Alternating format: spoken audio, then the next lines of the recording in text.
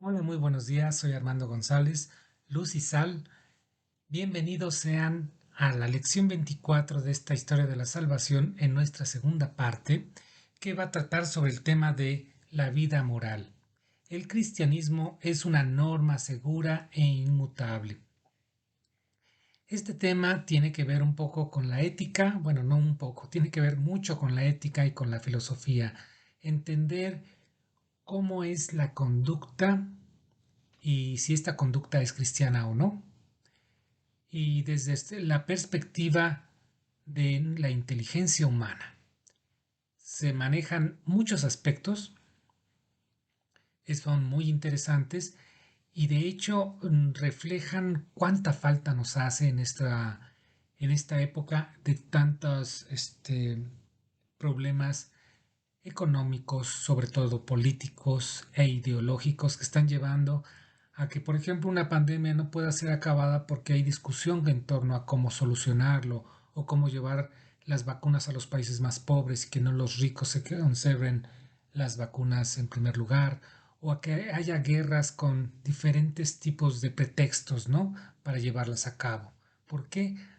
Porque la vida moral está por los suelos. Y esto es historia de todos los tiempos y quizás lo siga siendo durante mucho tiempo hasta que venga Cristo.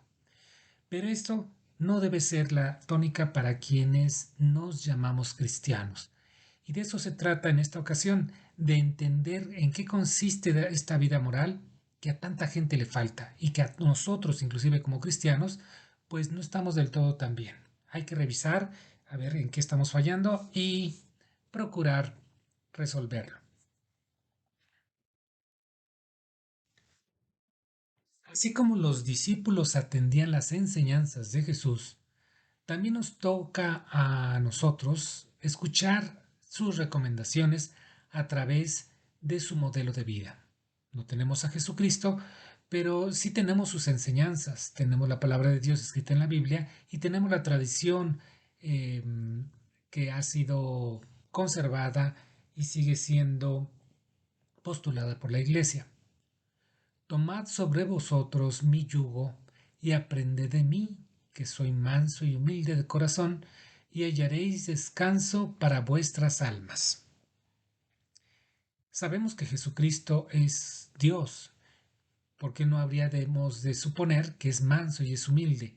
Porque es lo que quiere que seamos nosotros, que seamos mansos y humildes, lo cual no significa que seamos pasivos, que seamos gente que no tengamos un valor para hacer valer precisamente la verdad. Y así como tenemos tan en boga la idea de que hay un diablito y un angelito que nos están dando sugerencias de qué hacer o qué no hacer en nuestras vidas, tenemos este tema de lo que es la vida moral y qué es aquello que nos mueve a ser lo que somos. Para empezar, tenemos que decir que moral, que por cierto es una rama de la ética, significa hábito o costumbre. Es decir, es el conjunto de actos que definen cada uno de nuestros forma de ser, nuestro comportamiento. El que seas tú como eres está definido por la cantidad de hábitos que te caracterizan. Si eres una persona puntual, tienes esa costumbre. No vamos a manifestar aquí si es bueno o es malo, simplemente vamos a decir que esa es una de tus costumbres que te definen, por ejemplo. Ahora, como ciencia, ya dijimos, es parte de lo que es la ética, pero también como ciencia política y social, que es la trascendencia de la ética, es el estudio de la relación entre las reglas y las conductas. Porque finalmente, aunque cada uno de nosotros tengamos conductas diferentes, el hecho de vivir en sociedad nos obliga a seguir ciertas normas, a seguir ciertas reglas que nos permiten convivir unos con otros. Lo clásico que siempre hemos manejado como un ejemplo es el hecho de saber cuáles son las reglas para manejar y saber cuáles son los signos para poder avanzar frente a un semáforo. Si cada uno de nosotros tuviéramos nuestra propia regla, pues si de por sí ya esto es un caos. Para quien el verde significa siga, el que piense que el rojo es el siga, pues entonces pues va a haber choques más frecuentes porque nadie tendría una misma regla en común. Esa es la idea de la moral o prácticamente el de las ciencias éticas, el de que la conducta humana, con toda y su riqueza personal e individual, también quede unificada dentro de aspectos en los cuales debemos ponernos de acuerdo y en los cuales tenemos que ceder mucha de nuestra voluntad, lo cual es un mucho pedir en este tiempo de tanta egoísmo, para poder convivir. Así pues, aunque a mí me interese y me importe un bledo mi hermano de al lado, tengo que aceptar que hay reglas de tráfico para llegar a mi trabajo, para llegar a mi casa, porque si no, no me van a dejar llegar y puedo cometer la imprudencia de cometer un accidente. Entonces, aunque yo me sienta más importante, tengo que aceptar la presencia de los demás y también su derecho de paso frente a mi derecho de paso. He ahí el gran reto de esta ciencia, cómo compaginar la voluntad muchas veces caprichosa del ser humano frente a las reglas que son sociales y que lo que pretenden es que al vivir en comunidad, al vivir en una ciudad, al vivir en un país, tengamos que seguir reglas que todos debemos saber obedecer, porque éstas nos permiten entendernos y trabajar en conjunto. Ahora bien, la moral como moral cristiana ya tiene otro proceder mucho más distinto, porque si bien la ética y la moral se refieren a la conducta humana en relación a las reglas y normas de convivencia, esta moral puede ser una moral ajena totalmente a la idea de Dios, simplemente cómo conducirnos, cómo tratarnos, cómo manejar la dignidad de la persona, pero nada más. Cuando hablamos de la dignidad cristiana, hablamos también de una moral cristiana y que tiene que ver con todas aquellas normas del cristianismo aplicadas a la vida cotidiana de quien se somete a ella.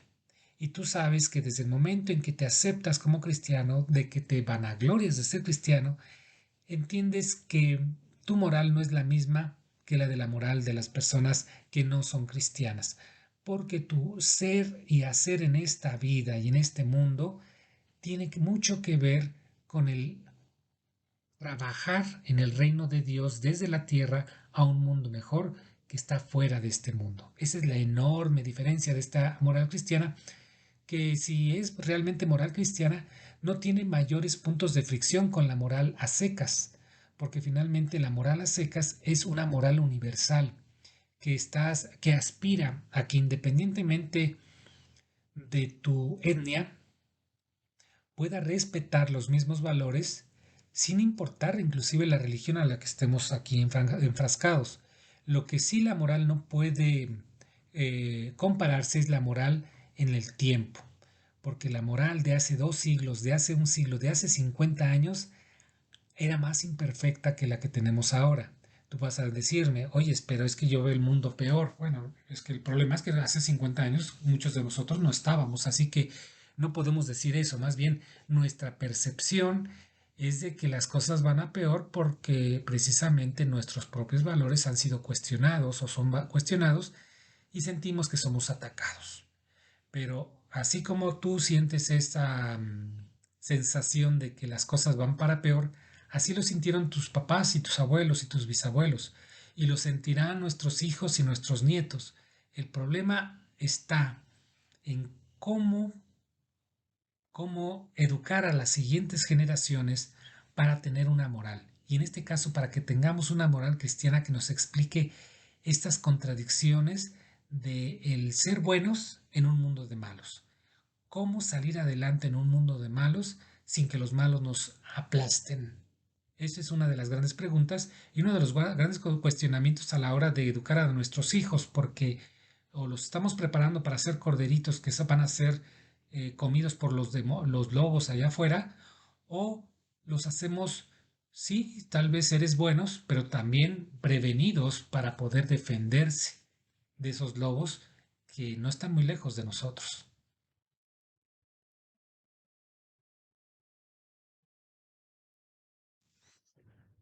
Vamos a hablar en este caso de tres tipos de moral y déjenme decirle que hay muchas morales, ¿sí? Cuando hablemos de moral, no pienses que moral en automático significa la bondad cristiana. No, porque hay morales que inclusive pueden atentar contra el pensamiento cristiano y eso puede ser moral, ¿sí? Vamos a clasificar nada más en este caso a tres tipos de moral con las cuales podemos identificar o más o menos entender. La moral racional, que en realidad no debiera mencionarse así, pero lo tenemos que resaltar porque la moral nace de la racionalidad justamente. Tiene su origen en la Ilustración. Te acordarás, en tiempos eh, anteriores a la Revolución Francesa, precisamente, justamente en aquel país. Esta moral basa el conocimiento en la comprensión intelectiva del comportamiento alejada de cualquier tipo de pasión egoísta. Desde ese momento decían ya los pensadores que no solamente eran franceses, sino de otras nacionalidades, pero muy concretamente en Francia, aquí se desarrolló esto, descubrir que la conducta tendría que ser, para ser verdaderamente conducta de un ser humano, es porque tendría que obedecer a la racionalidad, a la inteligencia, no a la pasión. Y el egoísmo es una pasión, es decir, la pasión por ti mismo. Entonces, cuando se habla de inteligencia, se habla de que el mejor bien es trabajar. Si quiere uno trabajar por sí mismo, hay que trabajar por los demás. Y lo peor que puede uno hacer es ser egoísta. Entonces, esto de la ilustración tiene que ver también con la idea de que si la razón nos puede llevar a la verdad, nos puede llevar al conocimiento, también nos puede llevar a la conducta del ser civilizado, que es lo que se estaba buscando con la ilustración. La ilustración que viene de la palabra ilustrar, es decir, de llenar de luminosidad, de luz. ¿Y qué luz estamos hablando en la moral racional? De la luz de la razón.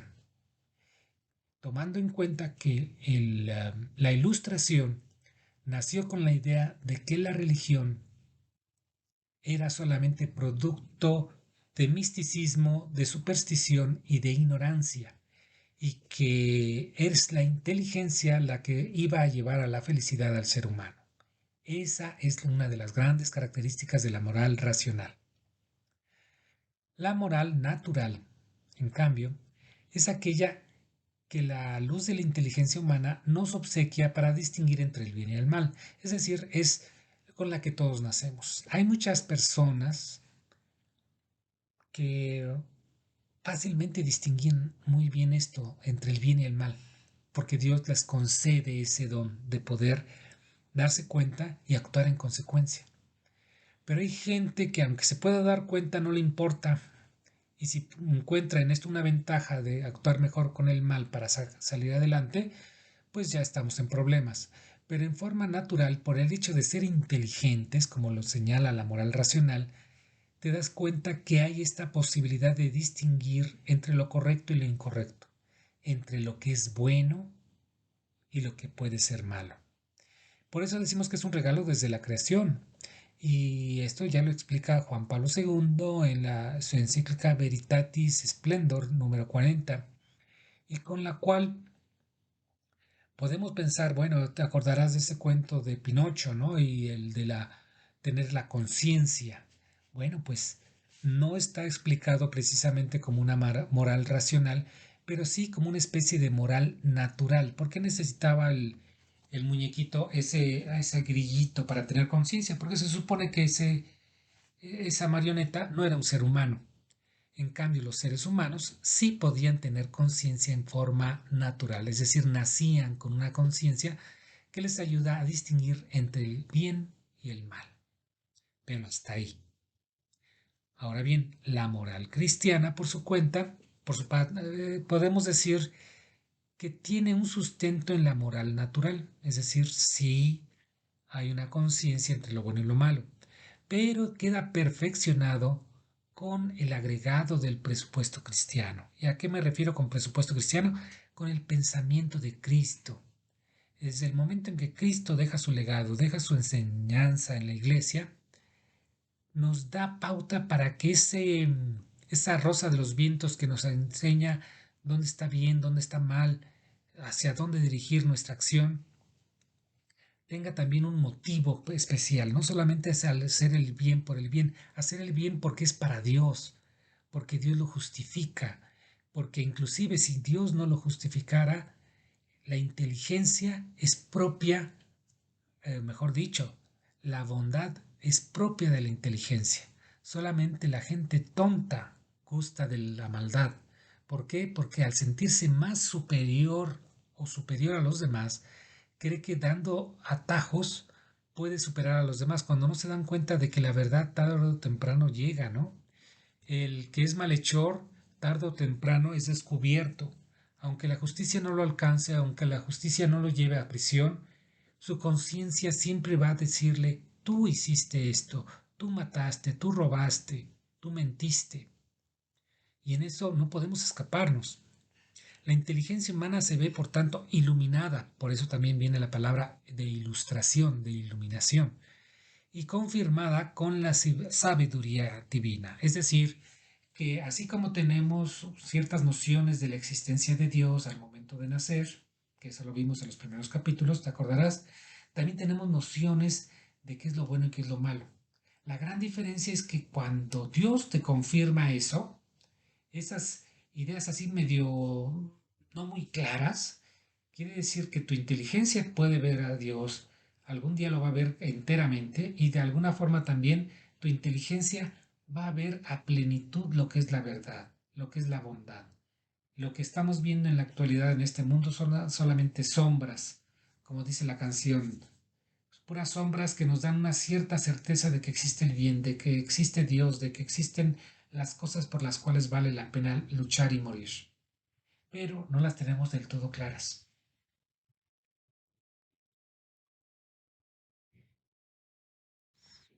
Bien, vamos a ver cuáles son los elementos de la moral cristiana, es decir, qué es lo que justifica esta moral cristiana. El fundamento. Fundamento que finalmente esta palabra es fundamento para muchas cosas, pero el fundamento de la moral cristiana es la autoridad o soporte con la cual nosotros podemos estar seguros de que vale la pena la moral cristiana. ¿Y cuál es este soporte? Pues la sabiduría infinita de Dios. ¿Quién va a saber más que nadie? Solamente Dios. Y su sabiduría es la que fundamenta esta moral cristiana. ¿Cuál es la finalidad o el fin de esta moral? Pues se busca el perfeccionamiento de nuestra fe. Finalmente es el perfeccionamiento del ser humano. Un ser humano más apegado a Cristo es un ser humano más sabio, con más fe, con más alegría de entregarse a Cristo, de escuchar al Espíritu Santo y por tanto es una finalidad que vale la pena, ¿sí? Es una finalidad que nos perfecciona en la santidad. La moralidad cristiana tiene un sentido de obligatoriedad, es decir, que aceptamos voluntariamente cambiar nuestra vida personal para santificarnos. No es lo mismo la moral o la ética legal, porque en la ética legal, si tú cometes un asesinato, tienes que pagar ante la justicia y te mandan a la cárcel y te mandan pagar aquello que hayas hecho o deshecho. En cambio, la moral cristiana es una obligación, pero nadie te la reprende, solamente tu conciencia. Es decir, a lo mejor pierdes a esa amiga, a ese amigo, a lo mejor eres expulsado de la comunidad, a lo mejor eres señalado por la comunidad, pero no recibes un castigo propiamente de la comunidad, sino que es algo que como aceptas voluntariamente, quien se da el castigo finalmente eres tú mismo, al sentirte mal, porque al saber cuáles son las reglas no las sigues y te quieres pasar precisamente como decimos vulgarmente, te quieres pasar de listo cuando no lo eres. ¿Y cuál es la consecuencia que esperamos? Pues obviamente la resurrección de nuestra alma al reino de Dios, es decir, salvar nuestra alma. Es lo que queremos. Pero aquí vamos a hacer un pequeño paréntesis. Lo ideal no es seguir la moral cristiana porque quiera salvarme. Entendemos que esto es el premio, pero no es necesariamente lo que Cristo está buscando. Lo que Cristo está buscando es que convertamos nuestro corazón y que queramos ser como Dios, no en poder, sino en amor. Y al querer ser como Dios en amor, pues sí, aceptamos la santidad, pero no buscamos el trofeo por el trofeo mismo. Lo aceptamos porque voluntariamente y porque nuestra inteligencia así nos lo dicta, sabemos que es lo mejor para nosotros.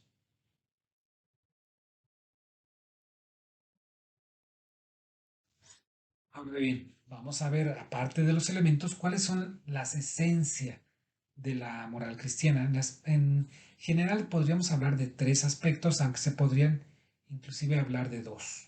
Uno es la obligatoriedad, como ya dijimos también, porque puede ser solamente alimentada por la voluntad humana, lo que Kant llama la buena voluntad. ¿Quién es Emmanuel Kant? Es un filósofo muy cristiano, aunque él era protestante, y buscaba el sentido del por qué ser bueno.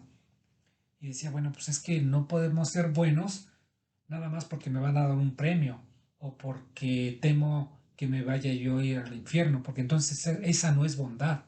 La bondad es bondad porque se quiere la bondad por sí misma. Eso es lo ideal de la moral cristiana que yo retomo y que es lo que traté de explicar hace unos instantes, de que si quieres ser bueno, sélo porque vale la pena ser bueno, no porque le temas al infierno o porque quieras ganarte el premio, sino más bien ser bueno vale la pena por la bondad misma. Ahora bien, la moral cristiana es inmutable, es decir, no cambia ni se adapta a los tiempos, modas y culturas humanas. La moral cristiana siempre ha señalado qué es lo bueno y qué es lo malo, y hasta donde sabemos, pues no hay cambios, ¿no? No porque ahora los jóvenes sientan que tienen más derechos, se les va a perdonar el no ser responsables, por ejemplo. No, por el contrario, el que tengan más conciencia de sus derechos también debería ser los más conscientes de sus obligaciones. Y es algo que se nos ha estado olvidando mucho en estos tiempos. En todo caso, es la inteligencia humana la que descubre y redescubre la sabiduría divina, que finalmente es el sustento y fundamento, como ya dijimos, de esta moral. ¿Cómo entender la profundidad de la enseñanza de Cristo, que a 2000 años de distancia sigue iluminando, otra vez la ilustración, las nuevas problemáticas sociales e individuales? Te das cuenta que a pesar de que ahora hablamos de temas que hace 100 años no se podían expresar, ahora ya lo hacemos y lo hacemos a la luz de mucha respeto, mucha confianza, mucho amor. Por ejemplo, el tema de la sexualidad hace 50 a 80 años era un tabú y ahora podemos hablarlo con mayor libertad a sabiendas de que Dios también creó el sexo, no como algo malo, sino como con una función. Y bueno, pues es un ejemplo de cómo la sabiduría divina va impregnándose cada vez más en nuestra inteligencia. El problema de hace 100 años o de 80 años es que nuestro conocimiento de la moral era muy limitado. Nuestra enseñanza de la ética también era muy limitado. Ahora, cada vez que estamos avanzando, no solamente en técnica y en ciencia, también estamos avanzando en cuestiones sociales, en cuestiones espirituales, como este caso. Inclusive la religión ha avanzado lo suficiente como para aceptar que temas como el de la sexualidad sean manejados también dentro de la seriedad de la ciencia y de la moral.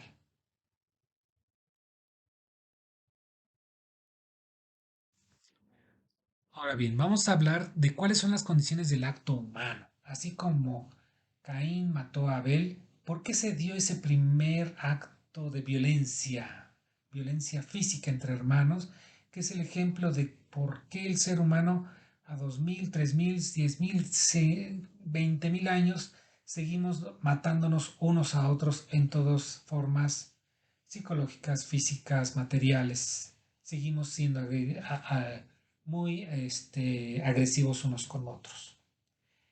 Tenemos unas condiciones internas. Estas son la inteligencia, el conocimiento que tengamos y la voluntad del acto en sí. Es decir, para que nosotros hagamos un acto, ya no hablemos de violencia, cualquier acto puede ser piadoso o un acto violento, tenemos factores como los internos y que nos hablan de que es una persona que está manejando una inteligencia, un conocimiento de lo que está haciendo y sobre todo tiene una voluntad del acto que está efectuando. Hay también condiciones externas, es decir, lo que nuestro cuerpo y nuestros sentidos perciben y hacen percibir a otros sobre lo que pensamos, sobre lo que sabemos y sobre lo que queremos. Por tanto, solo son los actos humanos y maduros los que podemos llamar como responsables, es decir, desde el hecho de que el ser humano tiene este poder que Dios ha concedido, que es el de la voluntad, podemos estar en condición de amar a Dios o de rechazarlo. Eso es, estamos en esa libertad. Pero al estar en esa libertad, deberíamos entender que también somos responsables de las consecuencias de nuestra elección. De la misma forma en que decimos a nuestros jóvenes, si quieres estudiar, adelante. Si no quieres estudiar, pues también adelante, pero tendrás que aceptar las consecuencias de no estudiar o de estudiar y no permitir que la gente haga lo que se le pegue la gana pensando que esa es libertad, porque es otro de los valores que no entendemos en estos tiempos. Así pues, tenemos que aceptar las consecuencias de nuestras decisiones. Eso es ser responsable. Y eso es solamente un acto de los seres humanos. Los animales, ni las plantas, ni los fenómenos naturales son responsables. Eso solamente es algo propio del ser humano. Y es algo que también es propio de los cristianos, no cristianos, y bueno, y de toda condición humana, ¿no? Así que mucho ojo y mucho cuidado. Por tanto, podemos decir que somos conscientes de las consecuencias de nuestros actos. Es decir, solamente los niños, solamente los enfermos mentales o las personas muy grandes con problemas seniles ya no pueden ser responsables. ¿Por qué decimos que solamente las personas mayores de 18 años pueden votar? Porque hablamos de que son responsables a nivel civil, es decir, frente al Estado. El Estado nos concede 18 años antes de decir que nosotros somos responsables de nuestros actos. Antes de eso, inclusive puedes cometer algo terrible y van a decir es que no te has terminado de formar. Pero bueno, ese es otro asunto, ¿sí? En el caso de la moral cristiana hay que considerar que solamente son responsables las personas y cuando son maduras. Y hay personas maduras que pueden ser muy jovencitos y hay personas que son muy grandes, que pueden tener hasta el poder, como lo estamos viendo en muchos gobiernos de nuestro mundo, y sin embargo no son responsables y actúan como niños, tristemente.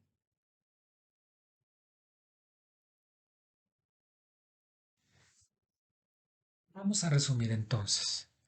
Cuando hablamos de moral, nos referiremos a las reglas que siguen la conducta humana. Hablamos, por tanto, de la moral racional, la moral natural y la moral cristiana, nada más para darnos una idea de qué estamos tocando y cuáles son las diferencias. La moral racional sigue la razón. La moral cristiana usa y además el pensamiento cristiano, es decir, la moral cristiana no solamente tiene que ver con la inteligencia del hombre, sino que sobre todo tiene como fundamento el pensamiento de Cristo, el pensamiento de Dios, su sabiduría, para que nos conduzcamos con la mejor conducta.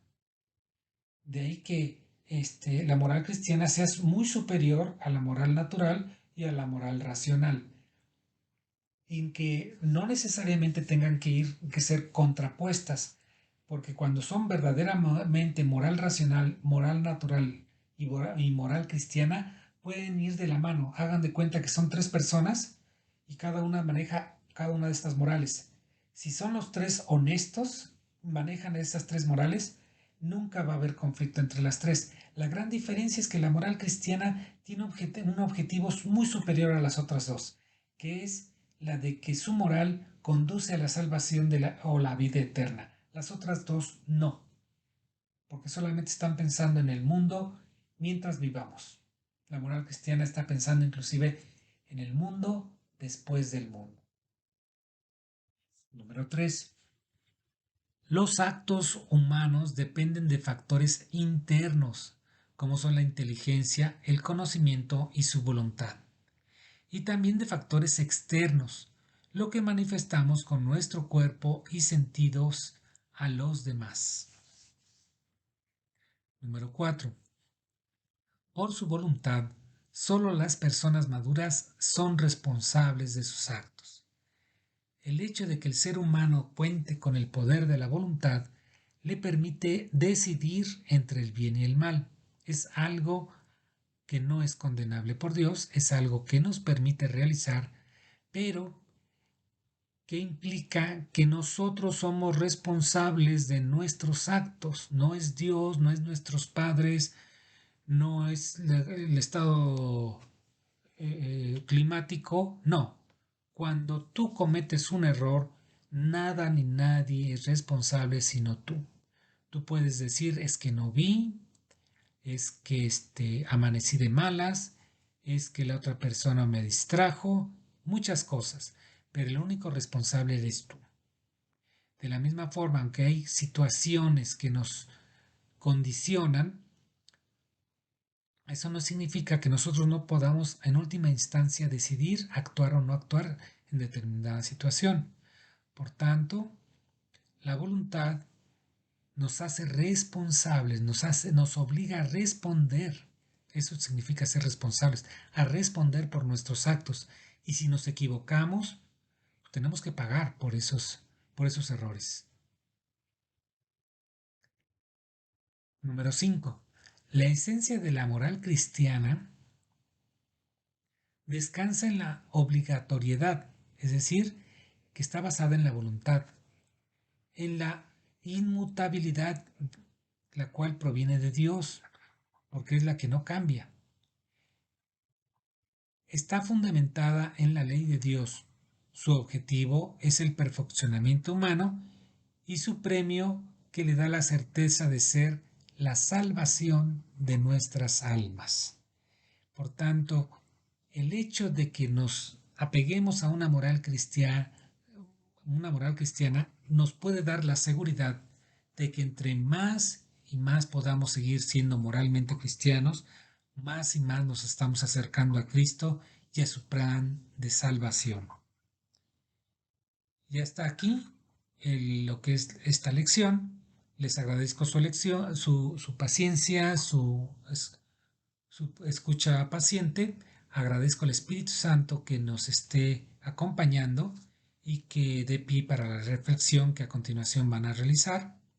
Por favor, no dejen de hacer su cuestionario, de pasarlo, de hacerlo como sus tareas.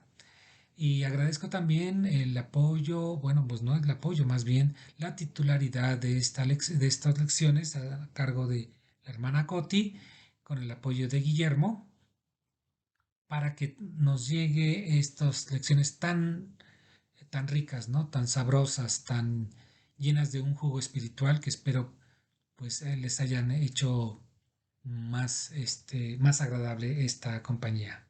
Por favor, recemos, no dejemos de rezar por estos tiempos difíciles y no dejemos de lado la comunión ni nuestro acercamiento al Señor.